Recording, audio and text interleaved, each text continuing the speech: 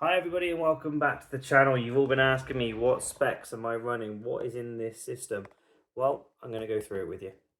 So, in the motherboard we have an MSI MAG X670E carbon Wi-Fi motherboard. We have recently replaced this over our Asus X670EF as it had issues with the sound bus causing Windows to crash.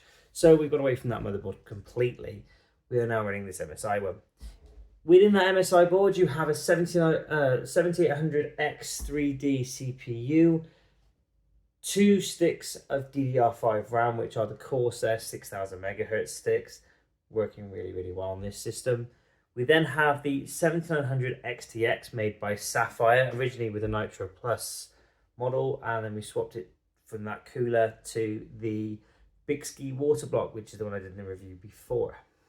Bixby water block has been working really well, and we also have an EK Velocity 2 water block on the CPU. Both are working really well. I rate both suppliers in high regard. I think the quality of the products they both make is really good. I know a lot of people say, they're a bit worried about Bixby as a brand, but honestly, I can't fault them. We have a Seasonic 1000 watt power supply, and from that Seasonic we have custom cables made by Pex and PCs.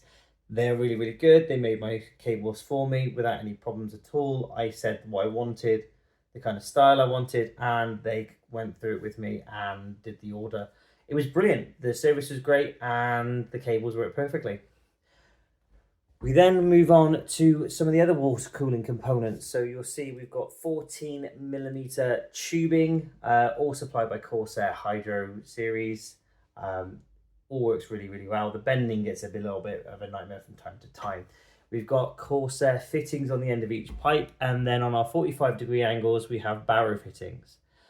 We then move on from the pipework. We then have 2 radiators, one being a 420mm radiator by Corsair, and the other one being a 360mm radiator by Corsair. You'll see I have 3 QL M120 140 fans on the rear radiator, and then on the front radiator I have 3 LR 120s. And then on the back of those radiators, as you can see here, there's a different color fan. That's a black fan because it's the Thermaltake Tough Power 12s and Tough Power 14s on the back of the rads as they push more airflow through them. So I've got them in the push configuration, while as the Corsair fans are in the pull configuration. You then have a Corsair XD5 pump running the entire system. Works really well. I get really good flow rates with this pump, and I couldn't recommend it any more than I would if I wanted to. The only thing I would say with the Corsair radiators is they have higher flow restrictions, so your pump does have to work a little bit harder with the more radiators and components you put in your system. The last thing I've also got to mention is the 2 Thermaltake fans and the barrow bracket at the top. So the Thermaltake fans are just some cheap ones without RGB, just because I wanted some airflow over the RAM. And then the barrow kind of bracket is just a bracket that you can get from AliExpress or overclockers, and it just helps you have a couple more extra fans in this Thermaltake Core P3TG Pro.